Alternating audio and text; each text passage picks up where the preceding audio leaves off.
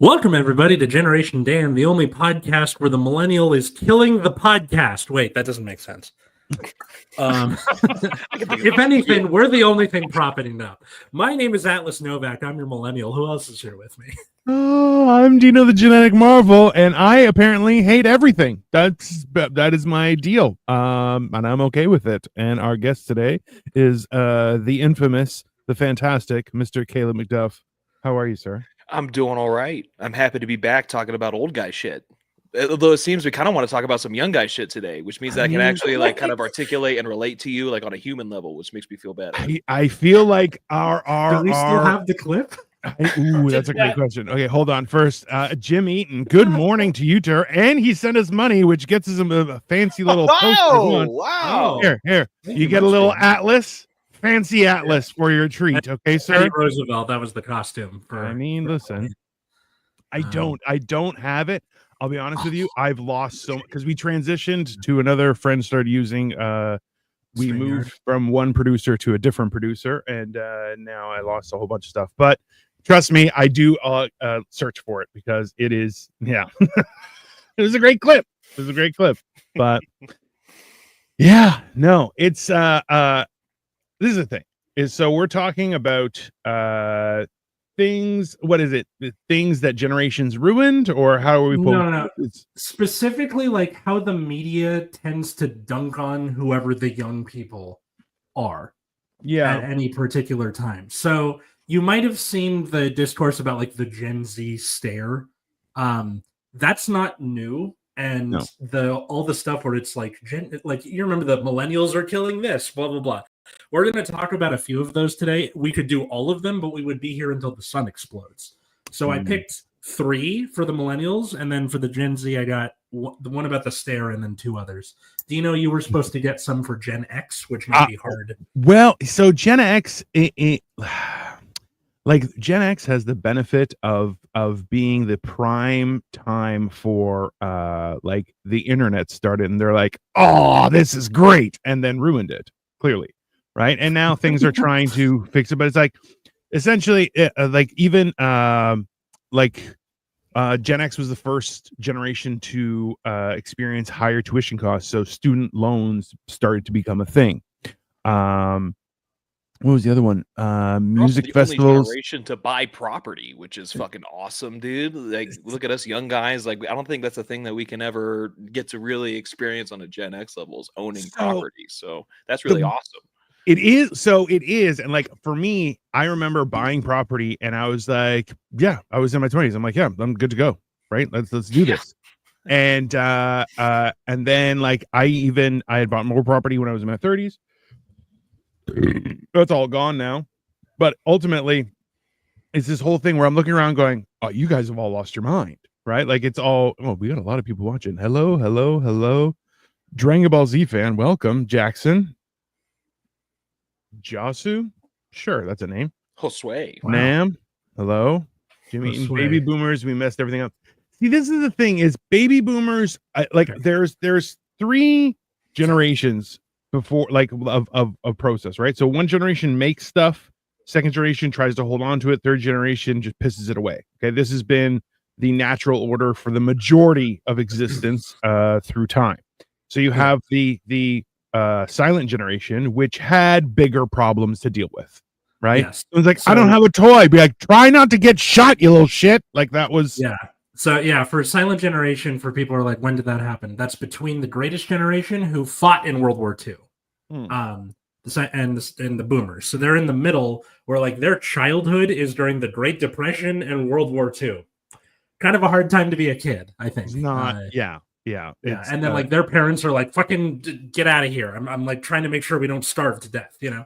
Like, and you got to remember too, is those kids, like the one who got like, I got a red wagon. Perfect. You can use it to pick up scrap metal for the war effort. That's not a fun time for a kid. I'm just like, it can be, but you know, it's a weird thing. It's a weird experience, right? Yeah. Whereas for the greatest generation, they would have been like in their teens and 20s when the Depression and the war happened. So like for the Depression, they're like kind of becoming people just as everything goes to shit. And then they're like, okay, go harvest scrap metal, but you're like 15, so you're like, okay, whatever. This is just my job. But if they were 15, there's a good chance that they were lying and trying to sign up for the war effort, which you're like, that's the war doesn't kick off in the U.S. until 1941, so you have like 2 years there where it starts in Europe, and then the U.S. is just kind of sitting there.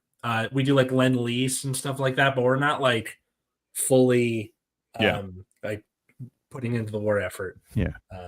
The U.S. I don't know why we're talking about silent generation. Well, Jackson asks, "Do you play Fortnite?" No, but I did just purchase the new Doom, and that I'm going to start streaming because apparently it's awesome. Thanks, Dragon Ball Z, and you guys are gay. You're gay too. Thanks, Flaming Ravens. Really appreciate you. I think some of the kids now are messed up. No attention span. Always needs to be gratified in some way. My wife hates young people, apparently. We'll get there, Victoria. We'll get there. See, this is the thing is though, but adults, same thing, right? Like a lot of people want to say that there's this massive division between generations, whereas I think it's more a generation, like a separation of the dumbs and the smarts. It's the poors and the riches. Like it's not as the poors are the worst, bro. They're the worst because a lot of the time, like you'll find a smart poor and you're like, oh man, they're great, they're so good, and then they're like, I can't do this anymore. I gotta go sell drugs. You're like, why would you do that? That's a stupid move. Why would you be so stupid? You're supposed to be smart. I find a smart poor and finally I can engage in conversation, even though that they know that they are lesser than I. The smart poors are pretty dope though. I can't relate, unfortunately. I am a dumb poor, so that is my class, and that is where I choose to contain myself. Yeah, but you're a charismatic poor, which is almost as good as a smart poor. That's true, but I can't convert that to class movement. You guys are making this sound like it's D&D. Like I put all my skill points. Yeah, I put all my skill points into like charisma and speech, and I did none into economics. So now I'm just like in this weird spot. I think if people understood the rules of D&D a little more in depth, they would understand how to not be a retard on the street. Like it's a lot, man. It's a lot because you're like, listen, I'm going to invest in education and zero charisma. They're like, yeah, no one can talk to you because you're insane, right? They're like, okay, so I'm going to do a little less on the intelligence, and then I'm going to throw in a little charisma. So every once in a while, I got a zinger, and people are like, he's not bad. Every once in a while, he's got a zinger. It's okay, like those rules apply to life. We just live in this crazy society where there's a bunch of chaotic neutral kobolds just running around the streets. Just like, what do we do? What do we do? All right. I think now is a good time to get into our first article. So do we want to go from oldest to youngest or youngest to oldest? Doesn't matter. Come on. All right. It's all a hodgepodge of perhaps we should try oldest to youngest just to like kind of You're the see one where we on came Tuesday, from and then where we are now. All right. So what do you guys want to know? We're going to start with Gen X then? Is that what we're doing first? Gen X. Yeah. So a lot of the things that are listed here, like it was, and we were talking about this before you showed up, Caleb, before we started the show, was how like a lot of the stuff that like started getting rejected was with Gen X. So one of the big things that I noticed here in this kind of AI pull up was explain that the term slacker was first used for Gen X. Like they were the first ones where it's like fucking slackers not doing their thing, and you're going, because up until the boomers, right, there was a set process for success. You do XYZ, you get ABC, you're good to go, right? Like that was it, right? Don't steal, you'll be respected. Be trustworthy, people like you. Be hardworking, people will reward you. That stopped, right, for Gen X, and they were like, oh, because remember that was around the same time that unions started being attacked and things. People stopped being compensated for their trust and loyalty, and then everything kind of went out the door, right? So this is like in the 90s, right? Like it would have been even earlier. It would have been like in the 80s as well, right? So like young, like early Gen Xers and late Gen Xers just got a shitstorm of it, right? The only advantage they had was and remember, there was a lot of boomers who weren't,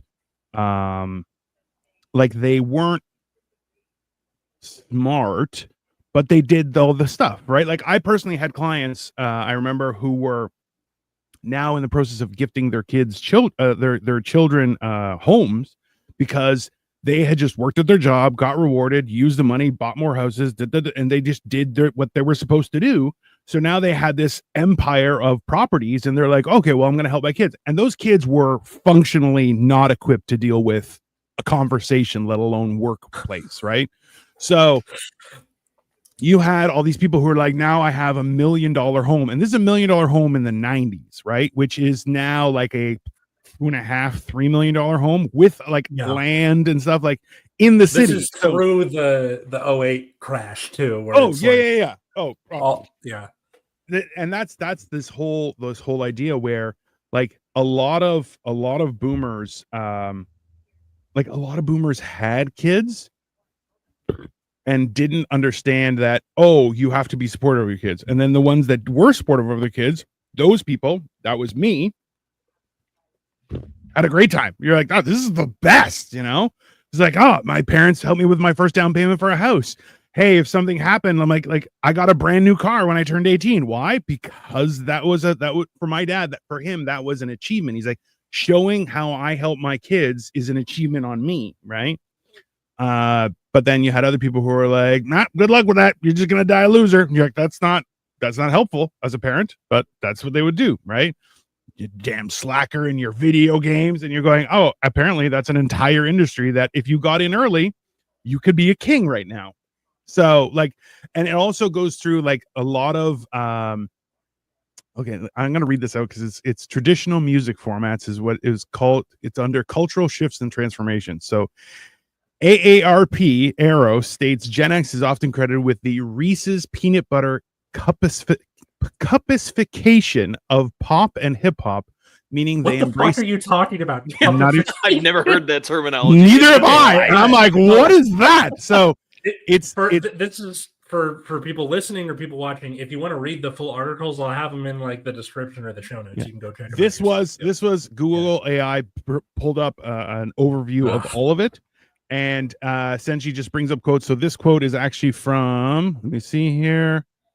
I don't know. Anyways, so it's if you just put in what did Gen X kill, it just comes up with everything. So the culture shift, it says they embraced a more diverse and inclusive approach to music, moving away from the rigid genre boundaries of previous generations, which is true, right? And also too, it was the whole sudden influx of let me see, online culture and creating blogs and online communities, and it laid the groundwork for today's social media landscape, which is a complete and utter nightmare. Let's be honest, right?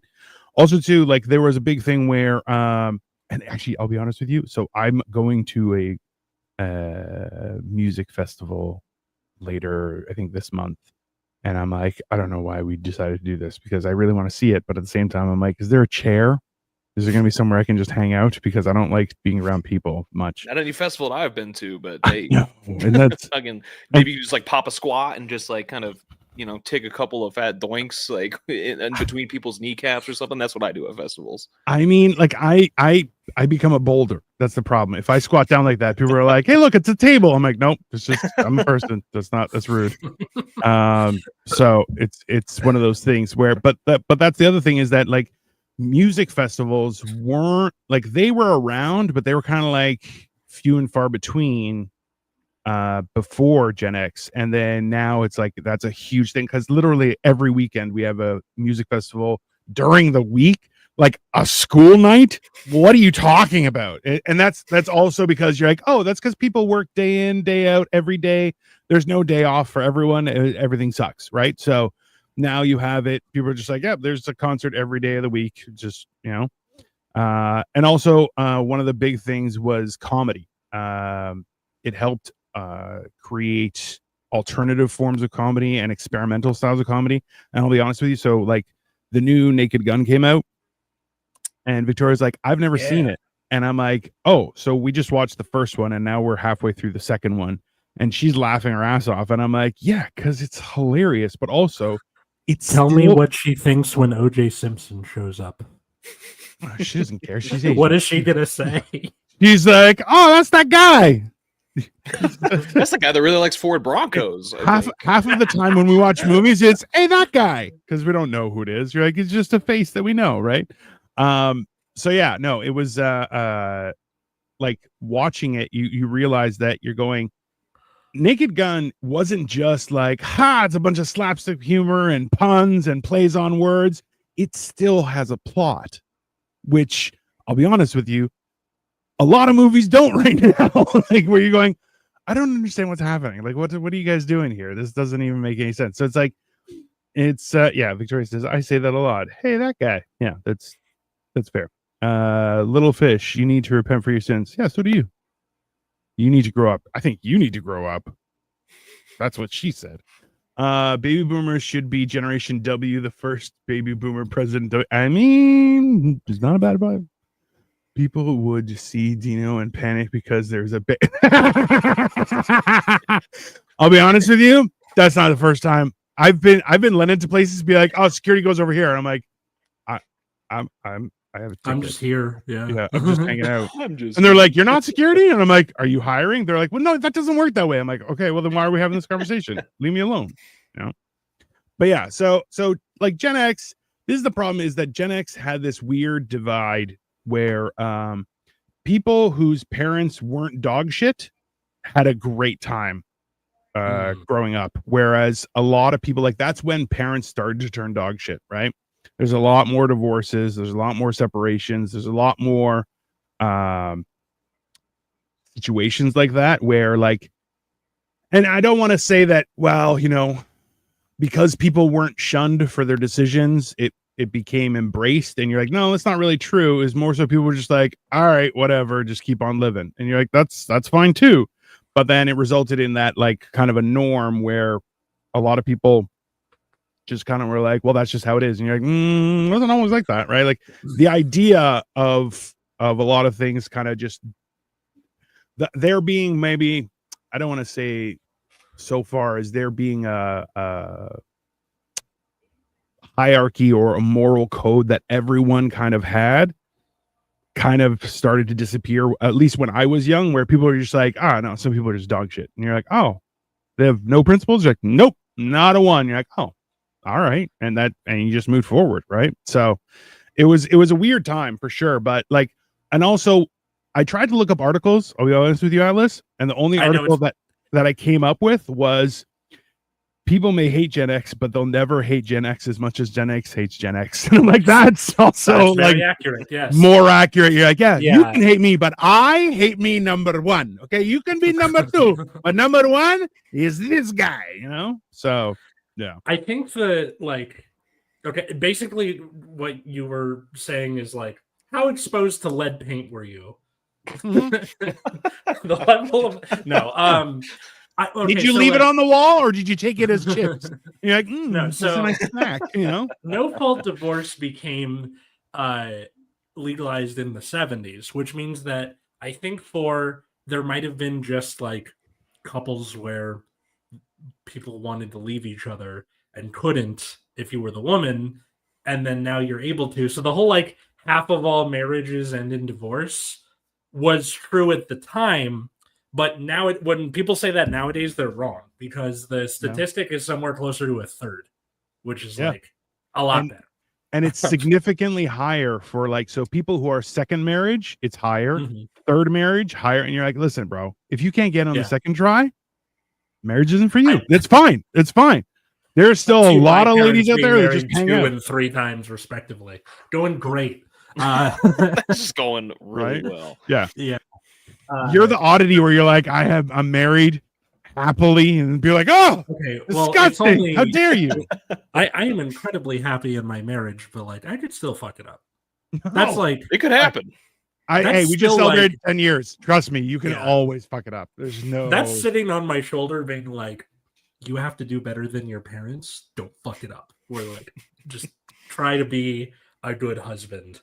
But this is where I really believe that there's a separation is not, it's more the smarts and the dumbs and the riches and the poors, right? Because you have a smart person says, well, I want to be better than my parents, right? And a smart parent is like the only one person I want to be better than me is my kids. Like that's a smart parent who's like, yeah, I want my kids to be better than I am, right? Yeah. Whereas now people are like, well, you think you're bad? You think you're awesome? No, I could have done that. And you're going, what? You should be supportive of your kids. That only makes more sense, right? So it's that's the difference is you can stand there and going, well, I want to be a better husband than my dad was because, well, I saw all this crazy shit and I think I could do better than that. That's a very reasonable and good goal to have in your existence, right? Thankfully, the bar, just to kind of insert my own little anecdote here based on what you guys are talking about being better than our parents, the bar for me is in hell. Thank God. I just have to like take a little step to be better than my dad. Like if I don't move to the middle of the Pacific Ocean and abandon my child, I'm good to go, dude. Man, I mean, but you could move to the middle of the desert. Okay, so he's either dead or he's on a boat somewhere. He's he's on an island. Oh, he lives on an island. Specifically Maui. he peaced out. I was like 3 years old. He's like, fuck this. I'm gonna go live in fucking paradise, dude. What do you think I'm gonna do here in cold ass Denver? Are you kidding me? The islands are out here, so I'm out. I'll see you later. You know, when you said it like kind of fair enough. When you posed it as like he just went in an island in the middle of the ocean, it was like, oh, is he in jail or something? You're like, no, he's in paradise. You're like, oh, that's so much worse. So son of a bitch. You know? And also, yes, he was in jail on the island as well, which is crazy. It's kind of an oxymoron. Like, imagine he's not Alcatraz somewhere as beautiful as Maui. Like, that's tough, dude. I explained this yesterday. We went we have a bakery that's close by. It's just top tier, not so sweet stuff. It's really well made. And I walked in and they were like, and I was all positive, and they're like, why are you so positive? I'm like, bro, can you imagine somebody walking in this bakery and having their face down to the floor? Like, what an asshole. And they're like, well, we do that. I'm like, yeah, but you're working here. That's not the same. You're just showing up for the job. I'm visiting a bakery and buying sugar. It's not the same. We're not having the same experience, right? And they're like, oh, that's a fair point. You know? Yeah. Radioactive lead paint. That's the good stuff. That's when you knew your parents really wanted to make you happy. They had radioactive lead paint on the walls. Yeah, you could put a little like black light to your chest and then you start lighting up like a star chart, dude. That's how you know you got that good shit. Victoria says, I thought his dad would be a Bond villain who lives in the middle. That's exactly how I was like, did your dad become a Bond villain? Like, how is that? I'm like, I feel like that is a hard, not as cool as a Bond villain, but like villainous. You know what I mean? Like kind of like D. Now that I've abandoned my young child, I can begin my goals of world domination. I could start a tour company and abuse my wife. Like that was the dream, and you know what? He lived it, and that I can only respect that. That's the Gen X version of a Bond villain. He's like, yeah, I'm just gonna bounce on my family. Move to paradise and just be all cool, man. Yeah. Maybe go to prison. It's cool. It's in paradise. It's okay. No problem. I'm in prison in paradise, baby. Yeah. And I know that there's like more discourse about generations as like we've gone on, where most of the time when people like bring it up, it had been like a one-off. So like during the South Sea bubble in the UK, to like the South Sea generation who were young when this bubble popped and like everybody was poor. Or like the lost generation who came back from World War I and were like, I don't know what to do with myself. But like since the boomers, it's just kind of gone on. We're like, all right, we're just keeping track of this forever, and because of that, this show exists. So yay. Yeah. So who started them out first? Caleb, you should start telling people that your dad started the Maui fires. I'm going to start telling people that my dad started the Maui fires. It was a prison escape attempt gone wrong. 100%. He needed a diversion, and it ended up being like mass destruction. But sometimes it's what it takes, I guess. I feel like that's pretty reasonable. My dad started the Maui fires. He was in the location. He's on camera. I can't say definitively, but I suspect it. It's just like a shot of like a Sasquatch looking motherfucker with like a fucking bic. Just you meet Jeanette McCurdy in real life, and then you're like, she's like, I'm glad my mom died, and you're like, oh, I'm glad my dad's dead too. Horrible. It's fantastic. Fantastic. Man. All right, so you want to move on to millennials? The millennials, yeah. Start with the do the relationships one last. Let's do the fabric softener one. first. Okay, what the hell is going on with fabric softener and millennials? Is this a Tide Pod situation? What am I looking at here? That's you guys. That's why I was confused. Like, yeah, so I was looking up like all the millennials killed this, millennials killed that, because that started in like the early to mid 2010s and just kind of never stopped. And I was like, what it would cause me to feature it on this show? Basically, did the website be a huge pain in the ass to navigate? If it was, I left, which is a really sad reason to pick this stuff. But I thought I would try and run the gambit between like I picked a food one, I picked a like things the boomers like one, and then I picked a like completely out there one. So I feel like that covers all the bases. So starting off here, this is from the Wall Street Journal. Millennials are fine without fabric softener. P&G looks to fix that. I'm not going to read the full article, but basically it's like millennials don't like fabric softener because why don't they like fabric softener? Ooh, woo. The boomers used it. Everybody should be using fabric softener. Fuck your fabric softener. Because not only do you not need it and it's bad for the environment, it makes your fabric worse at being fabric. It makes your towels less absorbent. Why would you need that? That is the most aggressive statement Atlas has made in months. I'll be honest with you. And it was against fabric softener, which I'm like, I preach. That's fine. Procter and Gamble can suck my whole ass. My fabric softener. Yeah, my wife was like, "Hey, do you think that should be dry cleaned?" I'm like, "If it can't survive the washing machine, it's not clothes for me. It's that simple. I need durable clothes. Okay, if it needs to be hand washed, I'm not wearing it. Okay, I'm wearing it once, throwing it in the washing machine, and then it's gonna be pieces. That's fine." I got like a Jackson Pollock painting going on my wall there of water. It came out my nose. I mean, that's fine. Fabric softener has made Generations X. There you go. Good job, Jim. That's a good one. And now we've reached the crux of the issue. Yeah. I'm a Cheeto. Stop saying sup, you weirdo. Sup. You say it once, and then that's it. Say it one more time. Okay, there you go. Lock his ass. You're in a timeout. How do you like that? Okay, I'm Gen X. I'll fucking kill you. I'll hunt you down, guy. Yeah. Don't start with me. So basically, there seems to be, at least in like this era of journalism, where it's online, they're losing funding, they need a way to like fill airtime if they're doing this on TV. So they just look for things that like a new generation doesn't really like to do or like to use and treat it like it's the apocalypse. Because have they considered that possibly people not doing this sort of thing is a good thing?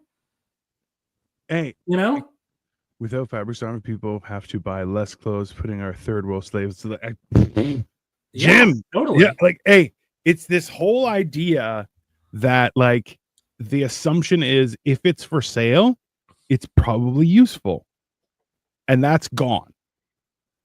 Because there are a million things that, number one, you can't buy that are useful. A million things that are readily available with commercials on TV thrown in your face, and you're like, I don't need this. This is useless. Why am I like body wash? No, we had soap. Body wash is gross. Okay, it leaves a weird film on your skin. It's nasty. I don't understand what people don't get about it. And people are like, I get body wash. I'm like, you're disgusting. You have a layer of nasty on your skin. It's horrible. Very peculiar. Atlas, are you okay? Yes. Sorry, I just got the email from my principal that's like, it's almost time to get back to school. And I'm like, fuck. Just getting like the flashback. It's like the sword of Damocles being tied over the over you. Soap is horrible. So like for people who haven't used fabric softener before because you're sane, basically it makes the fabric soft, but it leaves like a waxy buildup over time. Right. Ew. And reduces like the ability to just be a fabric, like stuff rips easier, but also it reduces its absorbency. So like if you use it on your towels, for example, they just stop being towels after a while and are just like, I do this for the aesthetic of rubbing a towel on me. I'm not absorbing any water. So I'm so happy that my wife is watching this right now, because this just makes me happy, because she's like, you have to put horrible. No, she's like, you have to use fabric softener. I'm like, why? It's fabric. If it's soft, it'll stay soft after you wash it. And she's like, no. I'm like, Oh my god! Wait, I caused marital strife to my. Oh no, not with me. So sorry. I'm just standing here going, hey, maybe we should try a couple loads without fabric softener. Apparently, it ruins clothes. Just give it a try. See what happens. Victoria, when this episode comes up on like your RSS feed or whatever, the link will be down there. Also, Dino has it. Get it from him. Yeah. I'm gonna make sure I send it to her. Don't worry. Yeah. Great. Fantastic. Also, make sure to look it up on desktop, because when you look it up on mobile, it'll be like, oh, there's no ad blockers on mobile. I can do this all day long.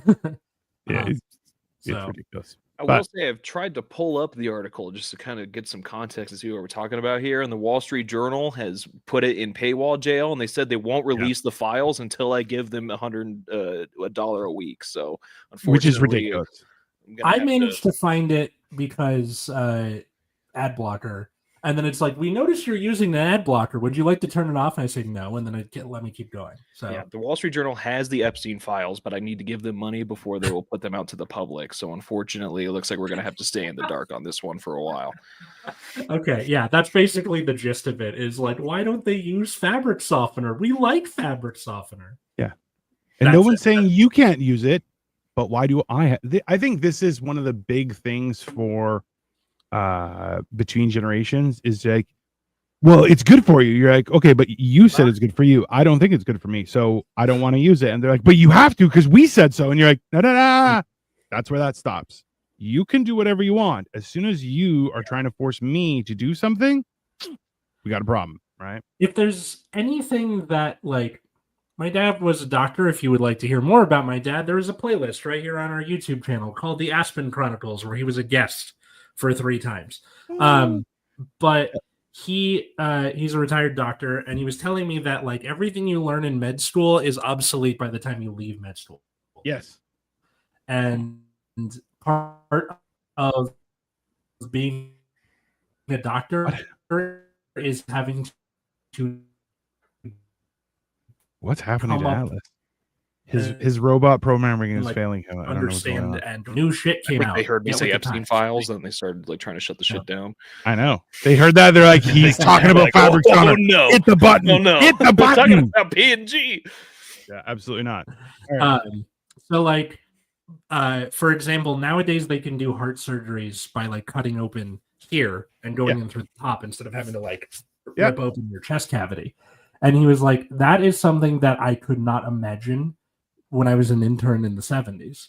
And now they're just doing that like it's science fiction. But to somebody who, you know, if you're a cardiovascular surgeon and you've been going in through the chest for 30 years, that might be a little hard to take to see that. You know? Hey, you want to get a real trip? You should watch. There are videos of surgeons practicing by doing origami with their tools. It is the wildest shit you've ever seen, because the shit that they make, not only is it also tiny, it is magical. And you're like, oh, what is happening right now? And there's like, and these 2 little fucking tweezer type thing. It's one of the things. I love this. Turns out the Epstein files are written on fabric softener. That's it. Also, fabric softener has caused many divorces in Canada. Also factual. And Victoria says an ad popped up just as you were saying something to me. So now Victoria will never know. She'll never know why you shouldn't use fabric softener. We can't redo it. Sorry. Oh, well. Just know that Atlas was right. You should not use fabric softener. Now you know. Good. But yeah, so yeah, that's just like there are some things where like people change, the ethos of how people see the world changes, and that's it. That said, AI is fucking stupid, and I will be a Luddite until the data centers catch fire and burn because they don't have enough water to keep polluting to the surrounding area. I posted a TikTok where it was like I chugged a whole bottle of water, and then it kind of got away from me. Like the comment section is like AI bros coping, and then just people dunking on them, and I'm just gonna let that go. Enjoy that. Victoria says you guys should have a competition to see who can fold the tiniest airplane and get progressive. With my sausage, that's literally my wife is like, hey, you want to see how fast my husband can lose with his giant sausage fingers? The first try, just immediately. Thank you for your support, Victoria. I appreciate it. Dr. Novak, bloodletting is no longer used for eye surgery. Okay, funny, but also, Jim, this is how you spell my last name. It's right fucking here in the corner. Drives me nuts. Like my students who do this, where they have to type my name in correctly to message me on Schoology or to email me, and then they spell my name wrong in the email. It's right fucking there. You already did it once. Drives me nuts. I mean, let us know what's a pet peeve of yours, Atlas. Apparently, fabric softener and spelling your name wrong. Jesus. No, I don't think it's the fabric softener itself. It's the the high horse hoity-toityness of it all for something so stupid. Let's look at the next one. That's all right. The next one, I love this. Okay, so millennials are killing chains. Is that the one? Yeah, millennials are killing chains like Buffalo Wild Wings and Applebee's. Stuff good, like that. Good. Yeah, let's absolutely fantastic. Shot Applebee's a decade ago, so I'm glad we're finally starting to catch up.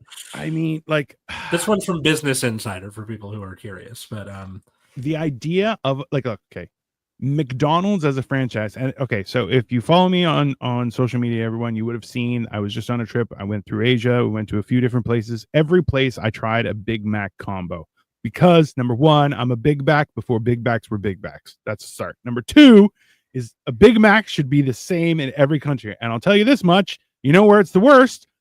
Canada, the USA. Everywhere else is delicious. We screw the pooch, okay? That's how you know franchises suck. It's just factual. I can't wait to try a foreign Big Mac, dude. That's like it's so good. And number one, doesn't matter where you go, they always fill that goddamn thing up with lettuce. When you open a Big Mac and there's lettuce everywhere, you're like, why is there lettuce everywhere you go? Everywhere you go, there's lettuce everywhere on a Big Mac. It's the funniest shit I've ever seen. I'm like, I don't know why that's a consistent thing, but hell, the Big Macs everywhere else were delicious. All right. So millennials are killing chains like Buffalo Wild Wings and Applebee's. Casual dining is in danger, and millennials are to blame. This was written in 2017, by the way. Brands such as TGI Fridays, Ruby Tuesday, and Applebee's have faced sales slumps and dozens of restaurant closures as casual dining chains have struggled to attract customers and increase sales.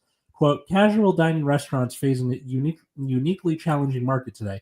Buffalo Wild Wings CEO Sally Smith recently wrote in a letter to shareholders. So, in a world where capitalism, yay, and then people don't want to go to your shitty chain restaurant, and then you ask the CEO why you think that happens, why aren't you asking the people who don't want to go to the restaurants? They're not smart enough to have opinions. How dare you? Yeah, have you considered that Applebee's is just garbage? Have we thought about that possibility? I'm seeing them just asking they don't even have a blooming onion. They're just asking CEOs and not people who would be the people who just aren't going to this. It's too expensive for the amount of food I'm getting, maybe, or the food I'm getting is basically just in a bag and microwave, which I can do at home for $3. Yeah. Or whatever the thing is that made people not want to go.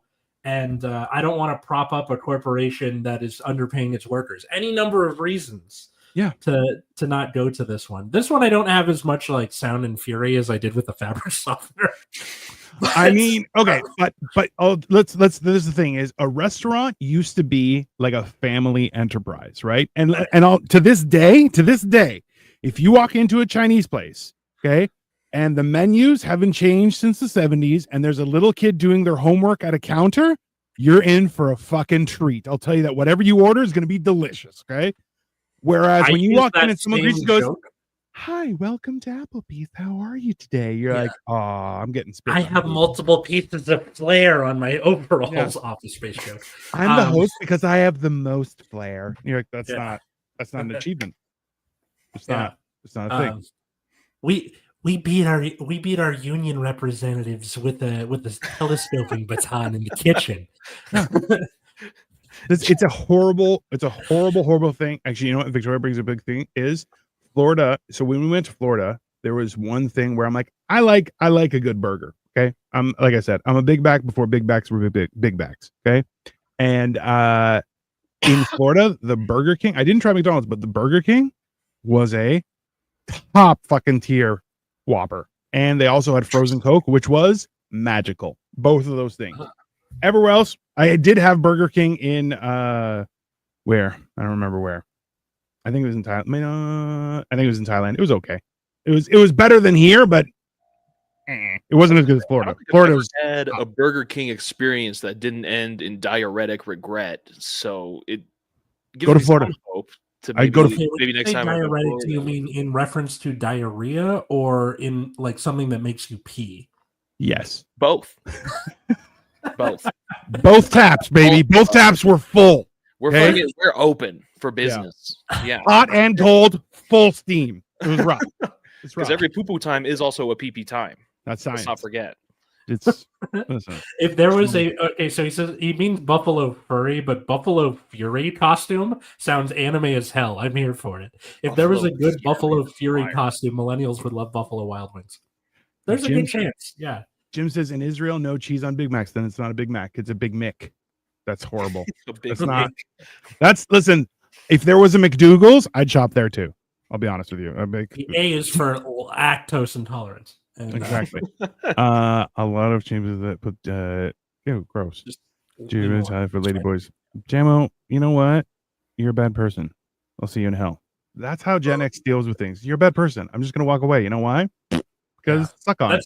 That's fun. That's something I've always liked about where you have your boss is Gen X and there's a chance that they could be either do nothing. I got here because I just didn't do anything stupid for a long enough amount of time. Or you have the people who are I trust you to do your thing, but also don't be an idiot. Bye. Yeah. And this is the thing too, is that people you can tell if a neighborhood is good in Toronto, at least if it's got a McDonald's and a Starbucks. Those two, you're oh, it's a good place, right? But a really good place is when it has privately owned burger joints and then coffee houses that are actually good. And you're that's a lot better. But then you're it might be gentrified. I was gonna say, especially when those coffee houses and burger shops used to be low income housing. That's when you know that it's so. And it's then if you hit one of the bricks right, you might get a little surprise. If you go in the burger place and there's the really high silver stools and it's not made of brick, but there's a little section of brick on the wall. You're about to get a burger for $18 with no fries and no drink. Yeah, you're gonna get the most mid burger. Don't go to those burger places. Yeah. Well, that was the worst. So I'm not sure if you guys remember when Five Guys first started, and you're okay, you paid a couple bucks extra, but you got a really great burger. And now for a burger and fries, and they're well, you can just get more fries. Whatever. I'm not here to eat fries. I'm here to eat a burger. They're it's $27, and you're are you out of your fucking mind? That's not what are you talking about? That's insane. But that's the whole thing, right? Just people are it's whereas I've gone to places where they're all right, you want a burger? I'm yeah. They're all right, let me know if you want another burger. And I'm why would I order a second burger? And then you see the burger is tiny, but you're oh, but it's delicious. You're yeah, I need 8 more. Yeah. And they're yeah, that's no problem. Here you go. And I'm yeah, that's that you provided something unique through your establishment. Mm-hmm. Right? There is something to be said to be able to get a Big Mac anywhere in the world. It is a cool thing, but also I'd like to try, a regular burger. That'd be fun. Yeah. Or even just the experimentation. Here's a regular burger, but also there's some wacky shit we're trying. I love stuff like that. If you ever go to Thailand, a cheesy ham pie, it is to die for. I'll tell you, I've said this more than once. It is because they have, an apple pie you can get, or you can get a mango pie, which I'm oh, that's interesting, or a cheesy ham pie, which will blow your fucking mind. Damn. I had 3 in the airport after having 1 in a regular place. I was I'm going to get 3 more just because I gave Victoria half of one. She's do you want more? I'm yeah. And it's just gone. Just like a black hole. Yeah. Cheesy ham pie was awesome. It's factual. It's just scientific fact. Anyway.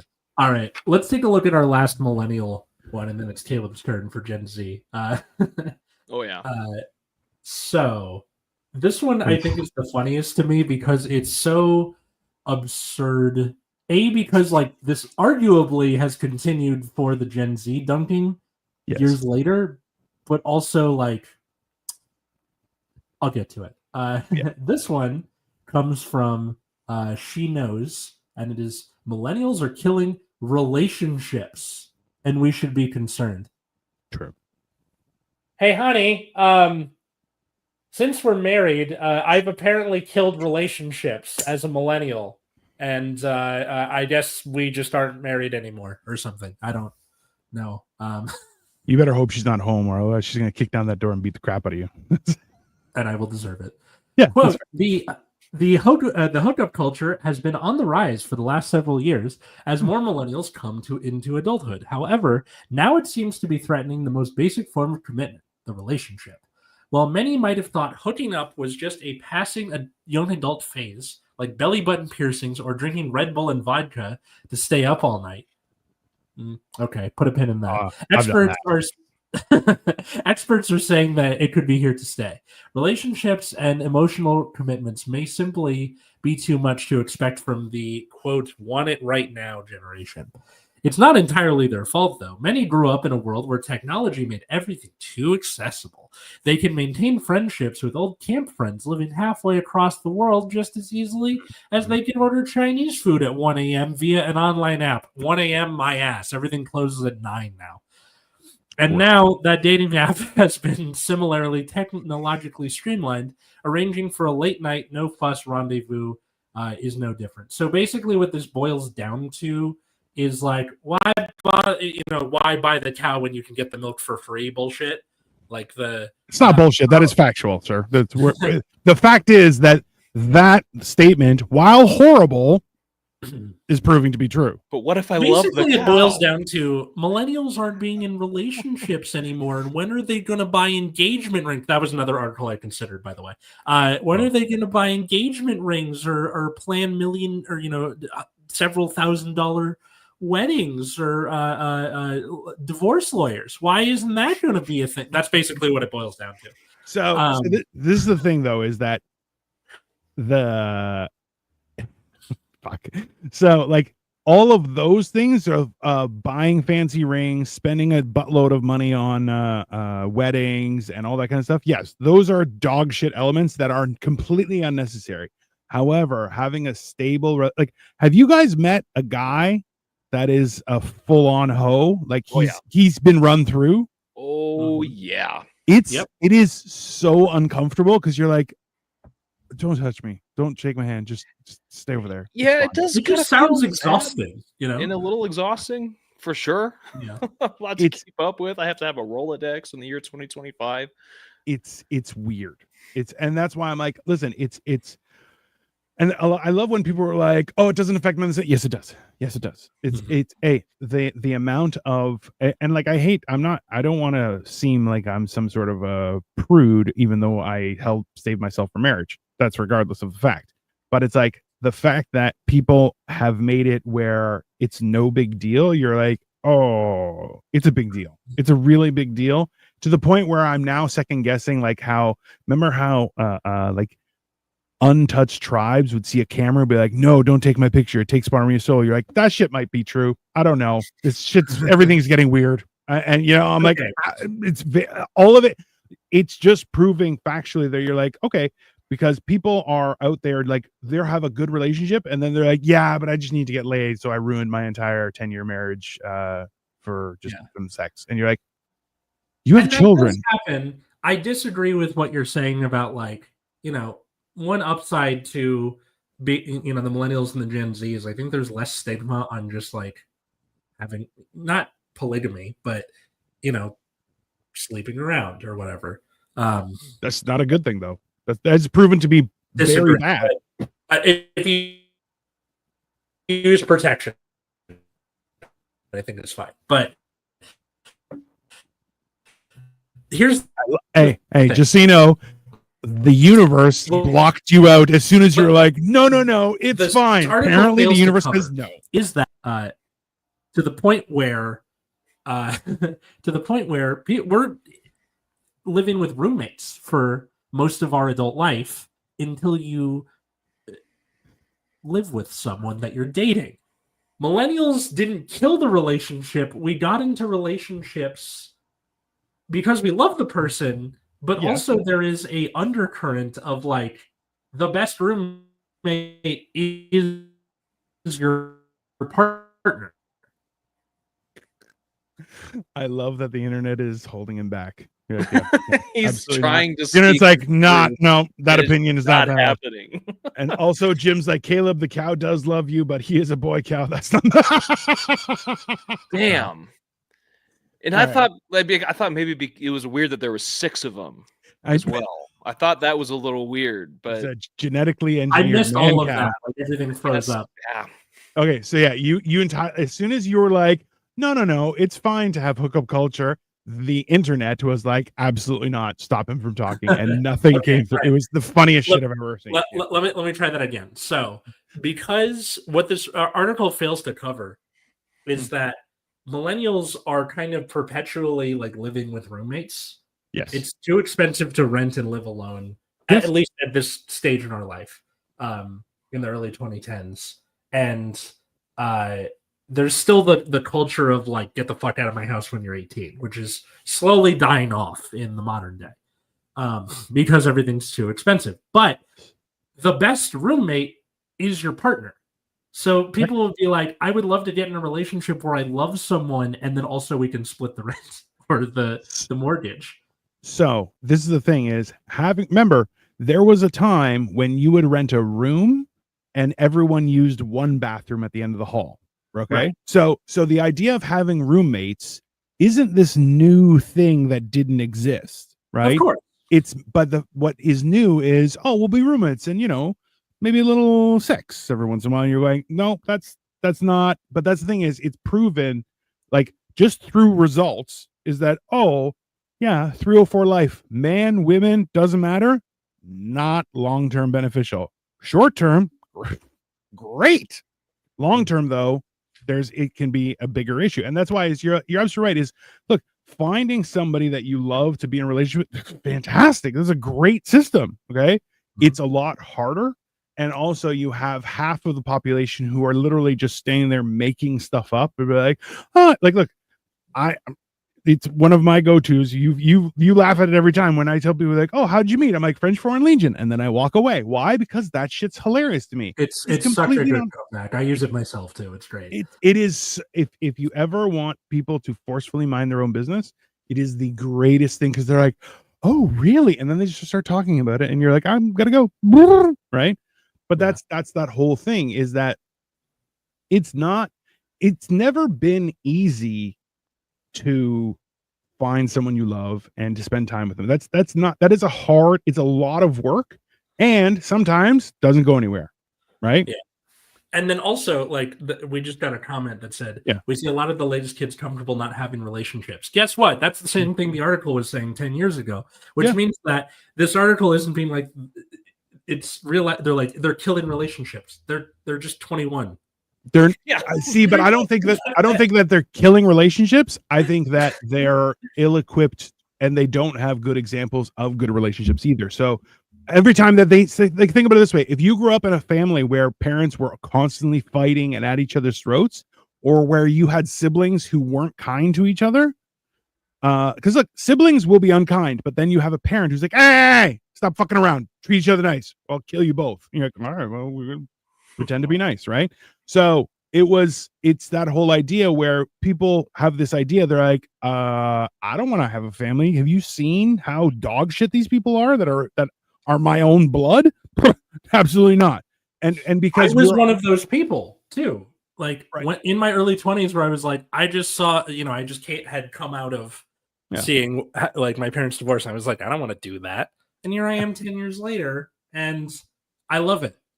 Yeah. So you change your 304 ways, and you realize, this isn't for me. I want one person to love, and then that's it. It's fine. It's totally. Luckily, you caught it before you ran through, Atlas. Totally. Yeah. All right. Let's do Caleb's. Yes. All right. What do we got Who's here? first? Which one? So we've got, we can talk about this Gen Z stare thing, because I keep hearing people talking about it. And frankly, I think people are just having a hard time accepting that they are stupid and other people are aware of that. Yeah. Or being called out on being stupid.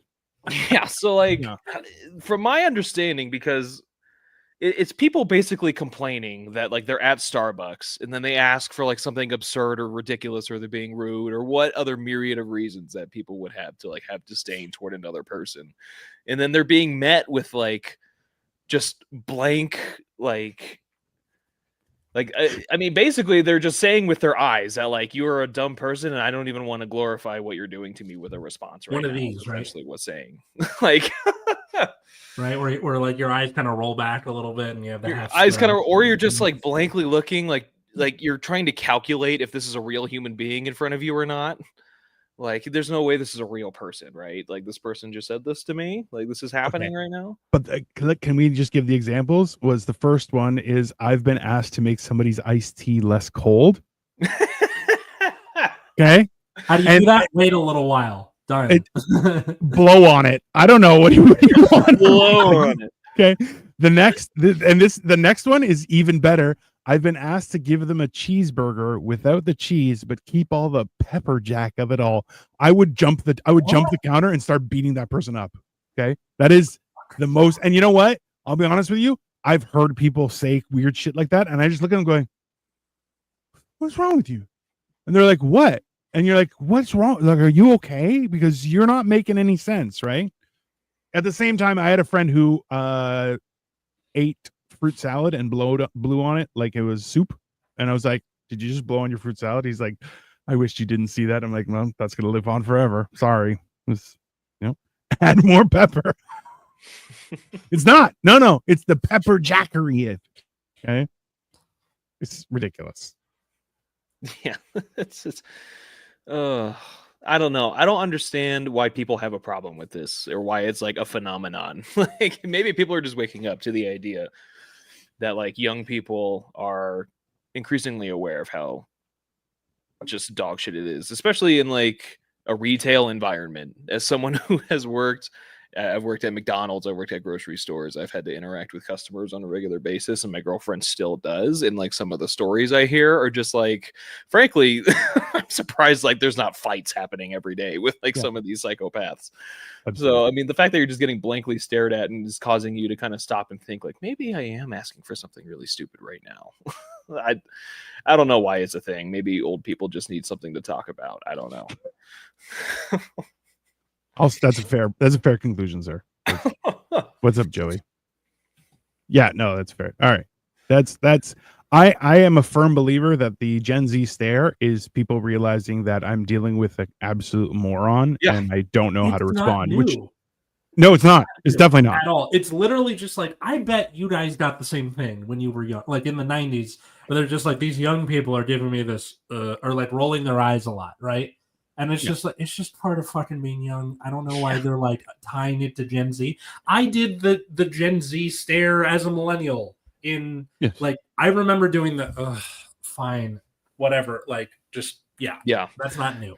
Now here's something I do want to propose.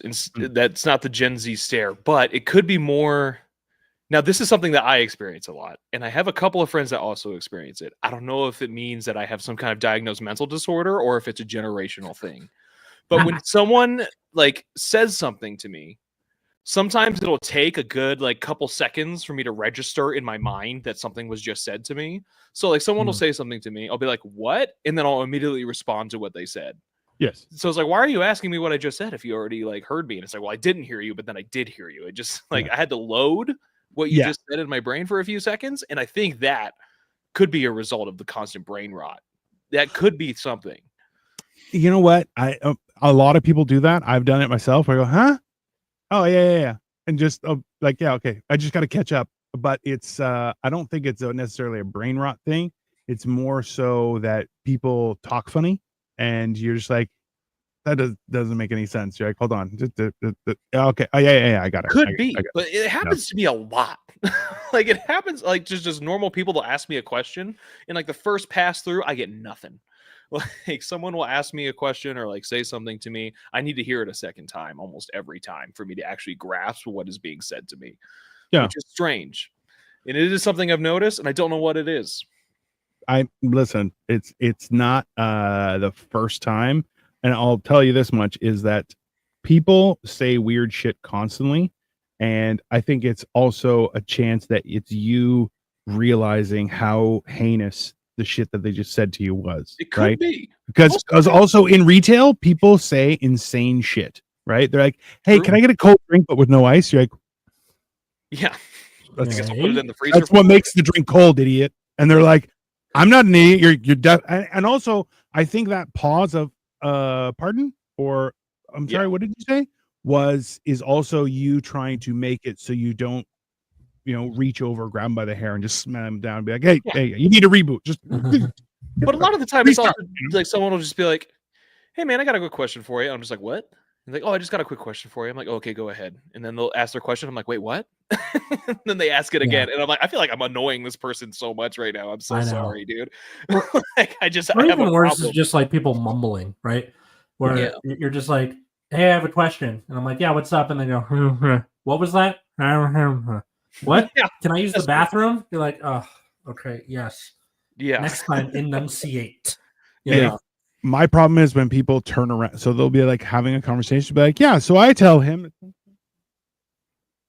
what do you think? And I'm like, I didn't hear what you said. You turned around. And they're like, you couldn't hear that? I'm like, no, sound was going away from me, not towards my face. It's just, I can't hear you. Oh, yeah. Joey says, put everything in one bag, but don't make the bag heavy. I'll shoot you. I'll shoot you where you stand. That's, Why do I get the feeling that's like inspired by real life? That sounds very specific. Oh, come on. Joey's out here just saying, imagine being retail during the lockdowns, telling people they had to mask. Yeah, that's exactly what was happening, right? Hell, I worked at a doctor's office while that was going on. You would have people. I'm like, this is the place where people do that. Hey, Gregory's busting out some knowledge here. You will hear in your mind sound repeat from psychology. I forgot the name of this memory, but you do hear a second time. So just, there you go. You just got to stop and go, all right. That was Skinner's mom in the Simpson Alice, the one bag line. All right. Gotcha. That makes sense. Put everything in one bag, but don't make the bag heavy. You're like, I can't. What's your problem? Yeah. Anyways, I think the Gen Z stare, top tier business. Love it. And honestly, I think every generation should be and that's where I really think it's about the smarts and the dumbs and the poors and the rich. It's 100%, because when the poors are like, well, I'll just go on unemployment and never find a job, and the riches go, or you could start your own business, and they're like, what? Then how much is it to start a business? And they go, oh, just this much of your dad's money. And then just go ask your dad, dude. That's not true. It's $37. You register the business and off you go. Small loan of $1 million, and that's fine. Yeah. It's capital, okay? It's just how the world works, you two. Yeah. All right. What's the next one here? Something about which generation really wants to work from home. Hint, it's not Gen Z. I've been skimming through it.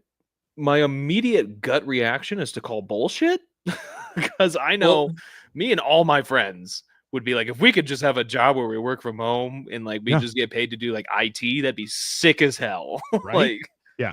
And I think that's propaganda, because every person in the planet who got like a year of guaranteed working from home is like, oh, I hope this never ends. I can do my work, do my laundry, get shit done, have dinner at a reasonable time, and then at nighttime I can go do shit. No commute. So good. Yeah. Like you don't have to spend like wear and tear on your car, gas, time spent in traffic, all that stuff. This came out in 2022. So this is after 100% propaganda. Yeah, it's propaganda, because they had come like during 2020, they're like, fine, you can work at home because we gotta keep it moving, but also we can't be in the office. And then after this, they're like, what? People like it. But I'm paying all this money on like rent for an office. Like this is just like a commercial landlord in a mustache, like typing out this article. Yeah. Like the whole time one-handed because he's doing this. How do you do, fellow workers? Yeah. People who work from home are less productive. You're like, no, they're not. They're ultra productive, and if anything, they're having their best life. No, they're more productive. Like studies have shown that. Okay, but here, see, this is what I mean by the smarts versus the dumbs and the riches versus the poors. Okay. Telework here, it's okay for the first 3 to 4 years. No. I've been teleworking from 2015. Okay. It's nice to get out of the house and go to the office to see people. No. Okay. No, it's not. You know what? That's because you're the problem. Hey, you can get out of the house by working in your lawn and enjoying the sun. This is not, hey, I want to go see my coworkers. Your coworkers don't want to see you. You're part of the problem, Joey. Let's be honest, okay? Because let's be honest, you say some heinous shit constantly, and your coworkers like, is this guy for fucking real? And you're like, I can't get fired. I have seniority. And you're like, damn it. Let's try some word association.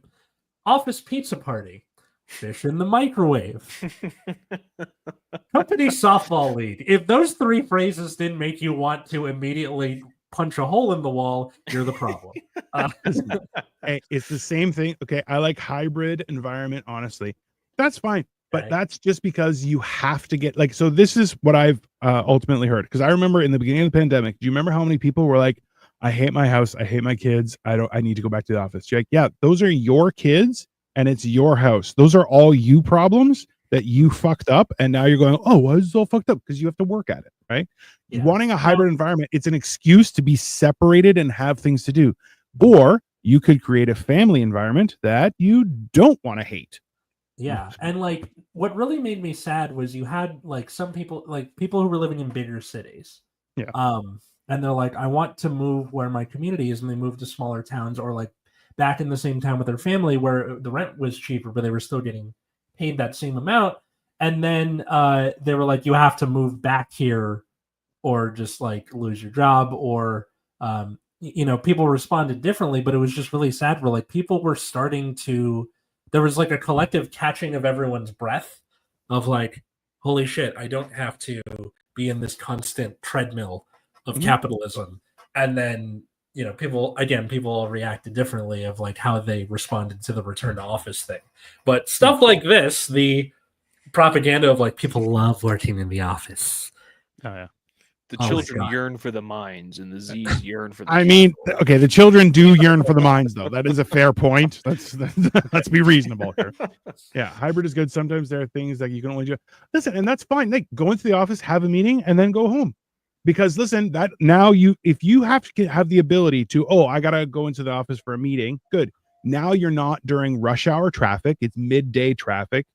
You've eliminated one of those big issues, because look, the whole idea is we need massive highways and all this stuff just to satisfy 2 hours in the morning and 2 hours at night where everybody needs to go somewhere. Or we could just, spread it out and suddenly we don't have issues. I don't know if you guys remember driving on a highway like during the first 2 weeks to flatten the curve of the pandemic. It was the greatest experience you can ever have, because you're like, there's 8 lanes and 4 cars, and you're just like, what is this? I can wave, go in and out. It's the most enjoyable thing. And you're like, yeah, and it's all gone now. Now I'm okay. For years, I've heard people in LA and Atlas, I'm sure you've heard this, was that, LA is an hour away from LA, right? Yeah. There is no distance only time, right? Right. It's not 5 miles away. It's 45 minutes away. It's 20 minutes away. It's whatever. Right. So in Toronto now, Toronto is an hour away from Toronto, and you're going, and early in the summer, I went to Cleveland, and they were like, yeah, we got bad traffic. I'm like, you guys have no idea what traffic is. Okay. I can drive, and people were like, oh, you're going to have to press on the brake a little bit because there's a little bit of congestion. Bro, I was stopped for an hour and 45 minutes one day, and it's just some guy who's like, my car broke down and I can't push it out of the road because I'm 4'2". Like, what the fuck? This broke. Get help, something. I don't know. Call a tow truck. He has a car seat, because like 4'9" is the magic number.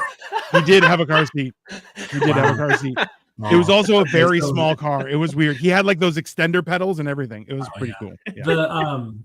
What was I going to say? So, earlier in the summer, I did like a little experiment. How long does it take me to go from my apartment up here in the San Fernando Valley to LAX, which is south, very south? Yeah. Because they just recently finished a stop on the train, and like door to door, me leaving my apartment to getting to the stop at the airport, an hour and 10 minutes. And if someone were to drive from the San Fernando Valley to LAX, it's like 45, 50 minutes.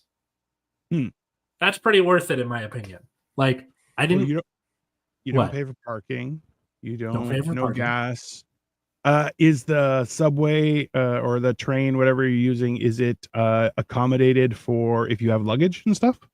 Yeah, they have like spaces where like if someone has a bike or something like that. So yeah, you can Okay. do that sort of thing. It's pretty reasonable. Recently they've added a lot more like security personnel. So like the riffraff or whatever people complain about is just less. Just call them the poors like you know you want to. Shut up. And then like you don't have to worry about driving. You're not focusing on driving. You're just sitting there on your phone. Yeah. And then gas. You don't have to like pay your firstborn to your friend to give you a ride to LAX. Or you don't pay $60 for an Uber. I think it's pretty worth it. So yeah, let's look at the last one. Yeah. Oh yeah. All right. You better have a bunch. All right, what is this last one? Oh, more likely to report mental health. That makes sense. Just reading a headline, I'm like, yeah. I feel like most people my age, we tend to be pretty in touch with our feelings for the most part, not really afraid of speaking about those things. Yeah. Especially the things that are like bothering us, because there's a lot of that. So there's not a whole lot else to talk about sometimes. Because the weight of the world is just kind of crushing down on us at all times, and we're being constantly told that, like, hey, if you want to buy a house, no, you don't, because it's not going to happen. So, yeah, I included this one just because it's like a good thing, where they're like the Gen Z are really in touch with their feelings. I tried to look for evidence of them like kind of dunking on Gen Z for doing that, but it doesn't seem to be the case. Well, because everybody realizes that we should have been doing that all along. Right. Like I personally had taken like mental health days where I'm like, I feel out of it today. I need to go home. And people are like, are you okay? And I'm like, no, I'm not okay. I need to go home. And they're like, why? I'm like, I don't know. I just can't be here. And every time that I did that, like every time that I pushed through and stayed the entire day, the next day was dog shit. Every time that I went home, came back the next day, gangbusters. I got shit done. And it was, and you're like, listen, having a mental break, like, it's the same idea, whereas like you need to take your breaks and you need to take a lunch away from your desk and all those kind of things, specifically because like a statutory holiday, Victoria constantly is like, what should we do? And I'm like, nothing. Okay. If the government of all horrible people, the government is the worst, and the government's like, hey, you need a day off, take the goddamn day off, do nothing. Okay. Yeah. It's a government ordained day off for the simple fact that, hey, everyone's been working like a dog. Maybe just take a little break, Just Katie is a big fan of what she calls rotting, which is what you're describing, basically. Yeah. He said in order for the activity to qualify as rotting, you need nowhere to be. Yes. So like there is no like, all right, I gotta get up in 30 minutes and do this. There needs to be some sort of media, a book, a movie, a TV show involved, and a video game. And you need to be not in like regular clothes, naked, pajamas, something like that. All three of those becomes rotting in her. Yeah. You have your wiener out or one tit hanging, and you're like, doesn't matter, I'm rotting, it's fine. And you just sit there, you're like, yeah. This was I'm a huge fan. Have you guys read the book House of God before? Mm-mm. So it's about this doctor as an intern in the 70s, and my dad made me read it when I was a teenager, and I'm rereading it right now because I kind of want to teach it to my seniors. Maybe like I'm toying with the idea. And the introduction for the book, he's describing how hot his girlfriend is, but he's describing her body parts the way you would a cadaver. So he's comparing her to a dead body. It's a satire, right? So it's supposed to be sort of off-putting. An American Psycho type satire, yeah. Not really. It's more like because he's he's traumatized by being an intern. So that's why he's doing that, right? Like he can't stop seeing. I see. The cadavers, yeah. But it's just like the sort of or like when you're on top of a bridge and your brain says jump. I think that's the kind of thing he's having. Your guys, but mine says do a flip, but that's fine. Yeah. Same difference. So that's what I thought of with like the phrase rotting and one tit out, like the. No, absolutely. Well, okay, so.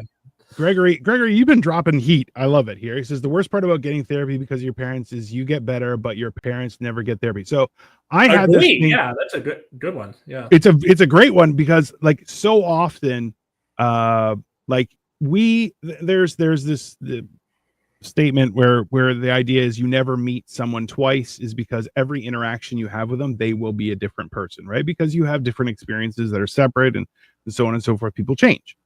And the fact is that some people don't. And those people, we have this comfort of, oh, they're close by or whatever, and like their consistency is something that should be applauded. And in actuality, you're like, no. It's the same idea behind parents who are like, oh, they never deal with their childhood shit, so now they're just assholes. And that's when you have people going, oh, you just gotta get used to them. You're like, no, I don't have to get used to anyone. I could just walk away. Why? Like the idea of like so many people, this happens in my generation a lot, is people are like, oh, I don't have a relationship with my kids. They're like, they're crazy. And you're like, are you sure it's a them problem? Just, have you asked them why they don't want to deal with you? And they're like, yeah, I yelled at them. And you're like, that maybe don't open up with a yell and say, hey, I'm sad that we don't have a relationship. Like, what am I, gay? And you're like, that's not how that works. It's like, all right, sure. Joey, who is Gen X, said something similar. We're like, some things in life you just gotta man up. I hate to say it. That's not, you're close. Those aren't the same. Well, this is okay. If you are able to process your feelings and your experiences in a healthy way, then you don't need therapy. But just saying man up and that's not how you do it's it. Not even, like, but it's not close, even. It's those are two different things, because listen, going to work day in, day out to provide for your family to a job you hate is manning up. Okay. Yeah. But doing a job that is killing you and still doesn't provide for your family, that's a mental health issue, where you're going, hey, it's not doing all the things I needed to do, but it's also killing me. I need to bounce. Right. So that's why you're like, it's not that everything is about mental health, but your mental health and your physical health are two very symbiotic things. If you're not maintaining both, one of them starts to fall, right? So it's the same thing. Like I started doing stretches in the morning, right? And I've kind of fallen off of them, but I'm like, now I'm feeling tightness in certain places. I'm like, yeah, why? Because it's part of my physical health. I need to emphasize that. Otherwise I start to fall apart. And this is a perfect example. You could have stopped with me. Have you ever read the book? No, I do not read books. That's the problem. That's the problem, What's Joey. funny is that like that book, it was so influential. A lot of the lexicon, like a lot of the words from the book, like nicknames and stuff for types of patients, is now just in American medicine.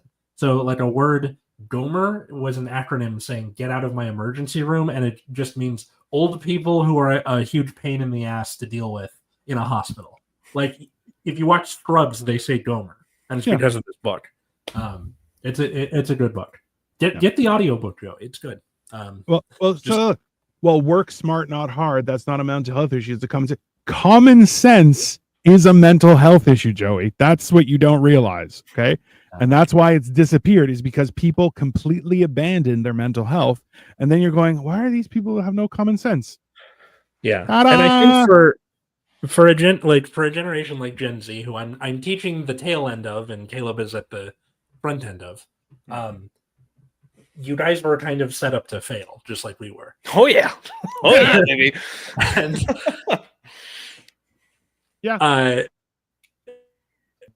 and he froze immediately. It's like, oh, come on. That's a valid point. We're trying our best to like. I don't know what shenanigans is happening with that list, but it is hilarious. For the most part, we're doing all right, I think, especially given the structure that we exist in and the systems that we have to participate in through our choice or not. Especially just a lot of like, my friends and my peers and stuff, really like the goal has just been, especially because like the placement of the pandemic was especially weird for a lot of us, including people like me, because it happened in the middle of my college. Yeah. When I was going, and it just shut it down like completely. And then they waited like a long time to try and transition to online courses. But by then everything was just fucked. So that year was basically just a wash. At the school that I was at. And I have not been back to college since. So I've basically... Yeah. And they're like, no, we're not giving your tuition back, by the way. Sorry. Yeah. I'm not getting any of that back. Yeah. And then for like the back end with students where like they're just regular schooling.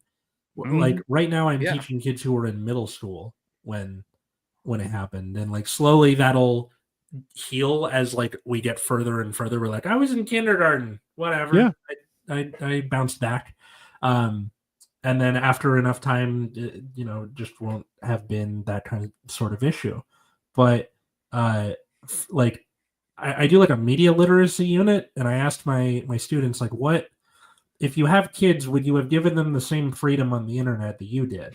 And they're like, fuck no, I'm not giving them an iPad. I'm like, okay. So we're seeing you guys like making an effort to not have the same sort of problems.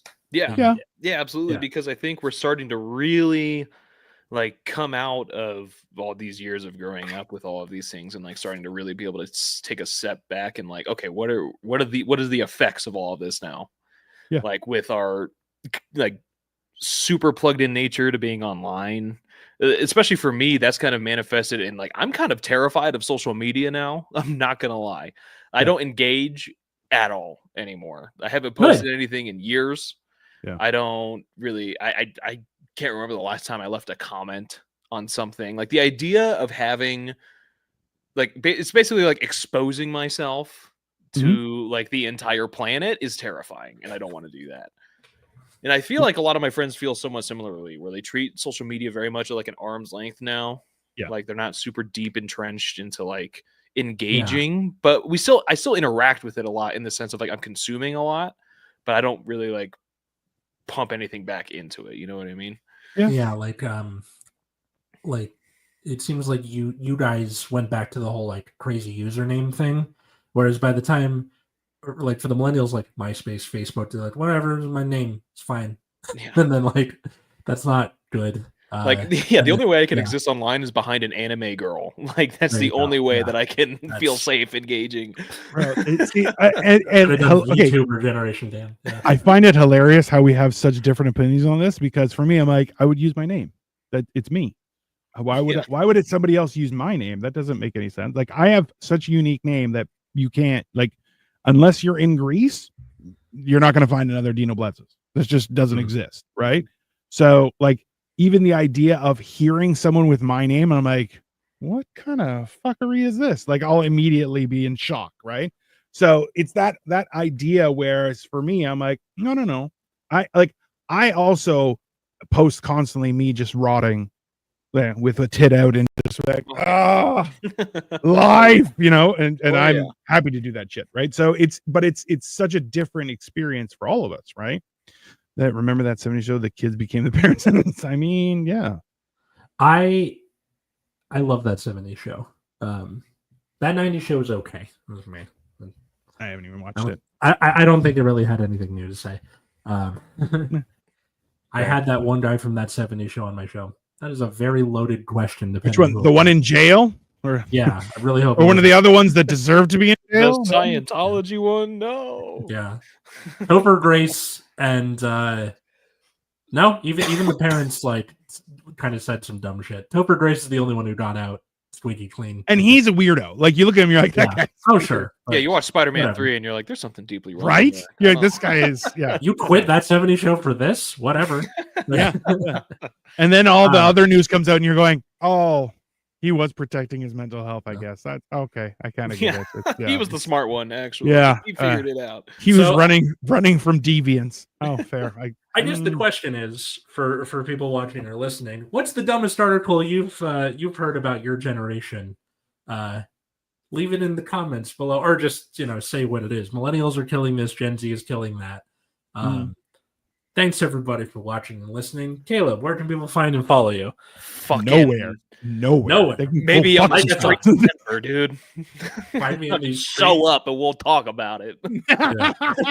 Yeah, you can come over. If you don't know where I live, we ain't talking. That's I'm active in the local fighting game community. So if you like fighting games and you're in the Colorado area, Akihabara Arcade, Lone Tree Hub, all those kind of places, you can find me. But why do you want to?